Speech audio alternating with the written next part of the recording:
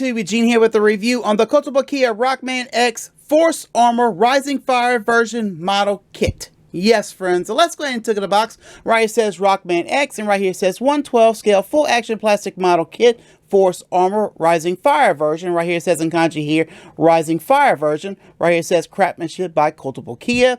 And right here it says Megaman X.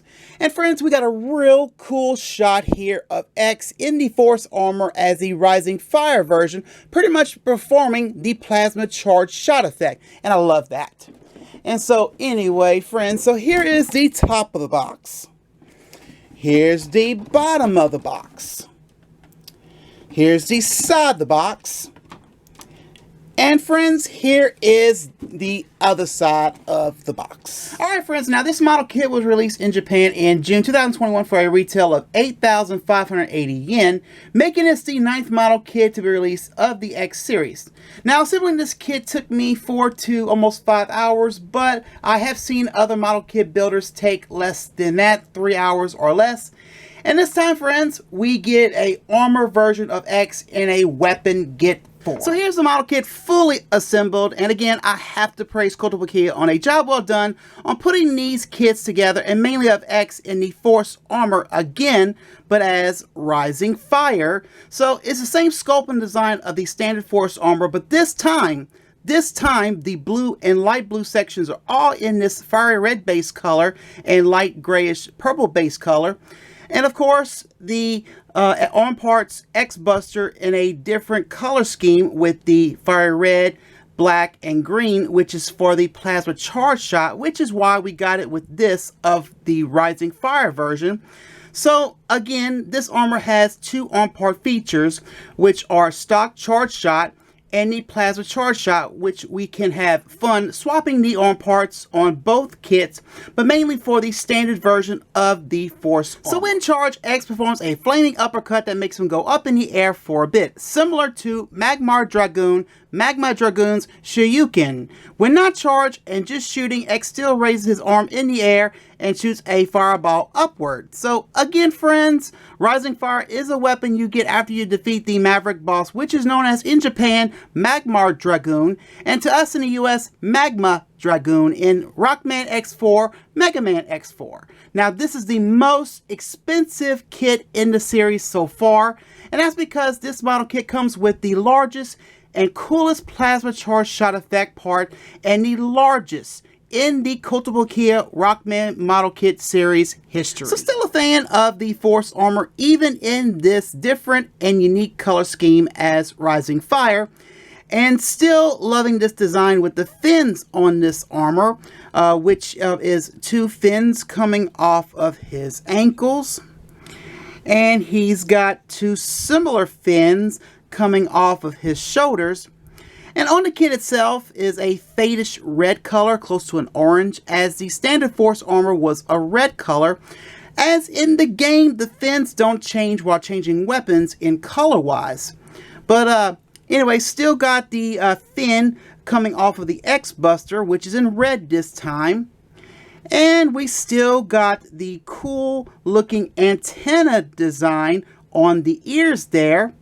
So this version of the Force Armor does scream hot. So everything is still the same like the standard Force Armor X as far as the clear parts is concerned, as it really makes this kit really shine, and in this version as the Force Armor Rising Fire version.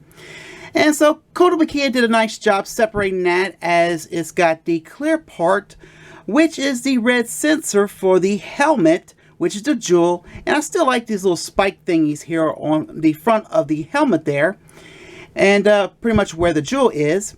And then you can see the top looks a little plain, where it pretty much looks like X's regular helmet, but instead of adding like the light grayish purple base color for the helmet here, you can see they add a pink base color, which looks nice since this one is armored up. And so you can see he's got the red clear part in his ear, which is another sensor, of course. And on the central chest, still got the green clear part, which has a upper one and a lower one. but this still looks cool in this color scheme. The X-Buster, which has the same design as the standard Force armor, is in a different color scheme, like I said, for the plasma charge shot, which was very clever of them to use this version of Rising Fire in the Force armor. And so there is the torso, which is in that fiery red and yellow. And the boots still look good in this scheme. Got the green clear parts. And the colors look great all sandwiched in there. Got more green clear parts by the thin section again. And pretty much on the other side again. And underneath his feet got the green clear parts. Mainly for the jets for his dash, and so nothing has really changed with the detailings, which are very nice underneath here. I just wish a solid paint was used, as the clear parts are too clear where you can actually see the ball joint inside. Maybe a solid metallic green paint would be nice, or a sticker, or maybe a thicker clear part. So on the back of the kit, which looks nice with more of this new color scheme for Rising Fire, and we got a peg hole to plug the Tamashi stage into. And oh, look, friends, a mohawk on top of his helmet. Now, there are hit and miss on this kit with paint, and I'm going to go ahead and point it out. But this part right here above the peg hole should be black. And then this part right here should be painted yellow on his torso, or on the back of his torso. And then the ear inside is missing some yellow, and then on the back of the helmet should either have a red or a green clear part, or pretty much painted a solid paint for the vents, pretty much back here. Let me get a little closer. Pretty much here and here.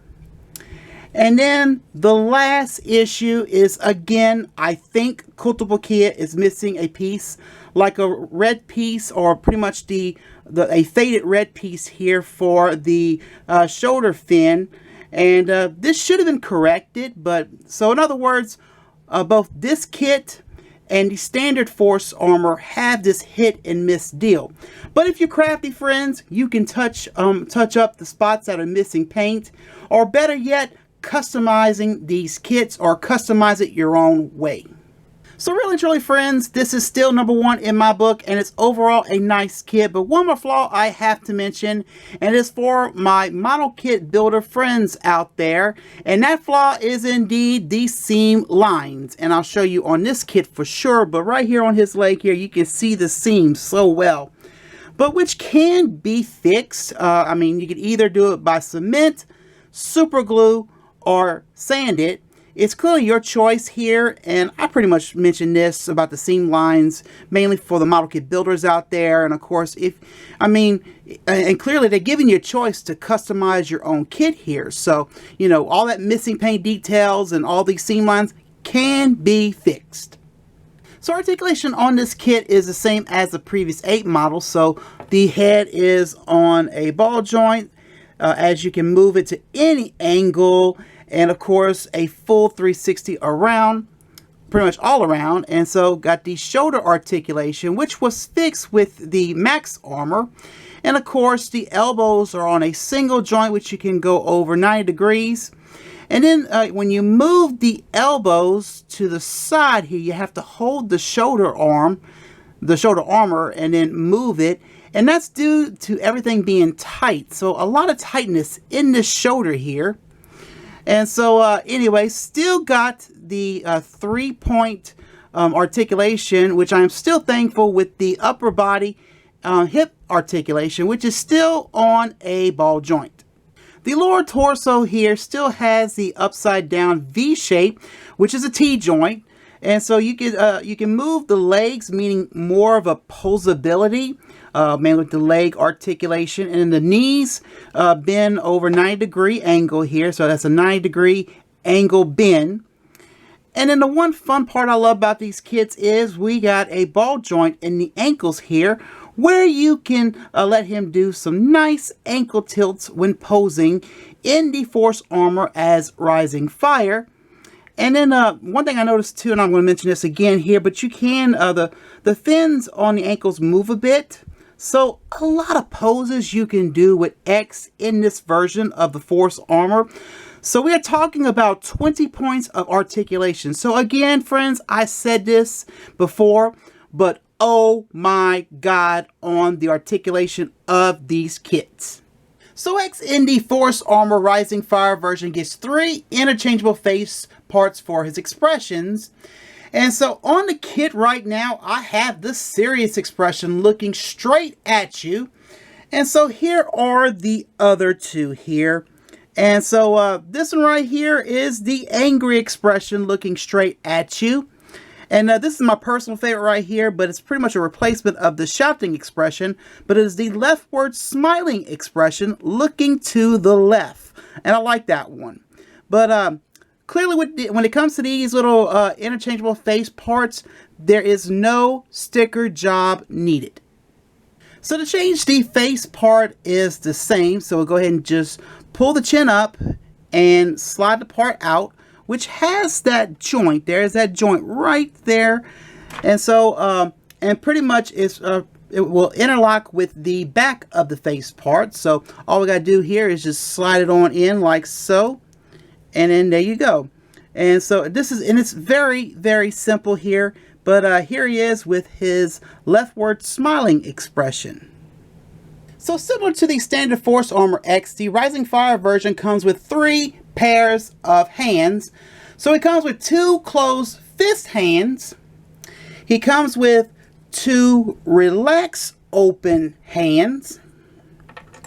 He comes with 2 X-Buster holding hands. And he comes with a replacement arm, pretty much which goes in place of the X-Buster. And so I guess I'll go ahead and just show you an example here. Go ahead and just close in the arm like so. Jiggle the buster off so you won't mess up that joint. And it just slides on off. And so we just go ahead and pretty much we just peg this arm in like so.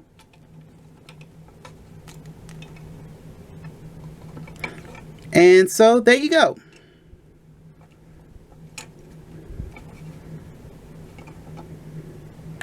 So this is my favorite part of this model kit, which is the coolest and the largest shot effect part in the Kotobukiya Rockman model kit line. And it is the plasma charge shot effect part. And my God, I love this. And I can feel the power from this effect part. So they captured the feature of this effect part from the game so well. Pretty much with the light blue and light green clear parts. And I'm going to get a little close up here, and I'm hoping my lighting is catching this, but it's got a nice speckle to it with some glitter bits molded in the clear parts, giving us that sparkle of the charged shot. And you can see a little bit of the little glitter bits, you know, on the dash effect part there. But anyway, but from the Kotobukiya site, they show the plasma charged shot effect part in a solid light blue and solid light green plastic instead of what we have now, which I assume was a prototype. And we saw this prototype in Kotobukiya's live stream back in August of last year, 2020. But then we saw the final product of this in the Kotobukiya line in November of 2020, which is what we have in front of us now. But I like the clear parts, and this is a first we get of, you know, glitter bits in a shot effect part. And then here's a back view of the plasma shot effect part there.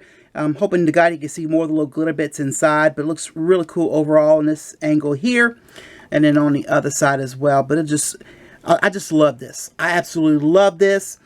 And so this shot effect part has the same as the other shot effect parts, pretty much with the joints, you know, on connecting the hollow joint parts on pretty much the light blue, light green buster parts, and the rod pieces that slide onto that hollow joint on the blue clear part. And so again, we have this joint here, which replaces the rod piece, which is for his dash effect, which is in this light blue clear part. And I'm hoping you can see a little bit of the glitter bits in it.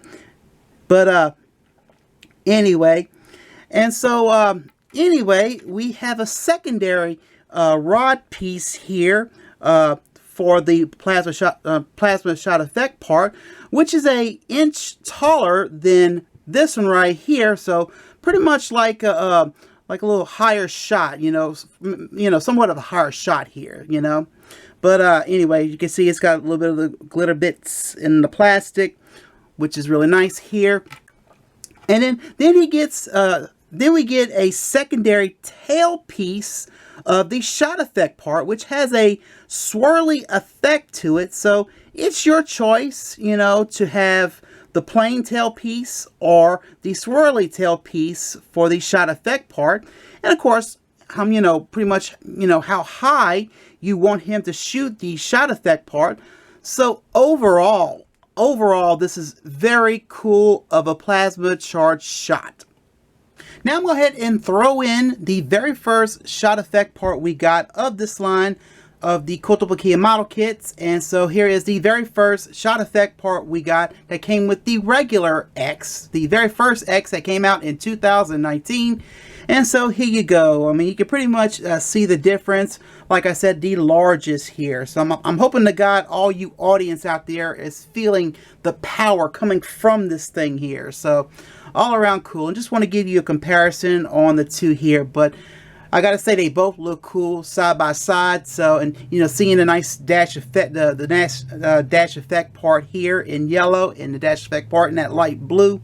So all around, overall, cool. So take a look at the assembly manual for the Force Armor Rising Fire version. As you got that beautiful artwork we saw from off the front of the box. And so getting into it and everything, it's got the sprites of X in both the standard Force Armor as well as the Rising Fire version.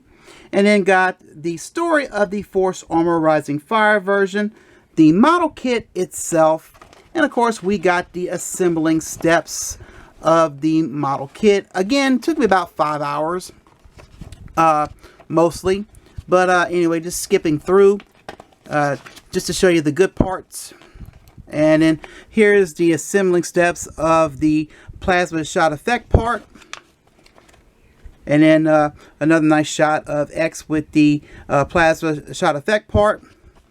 And then the dash effect. And then, of course, more pictures of the model kit itself.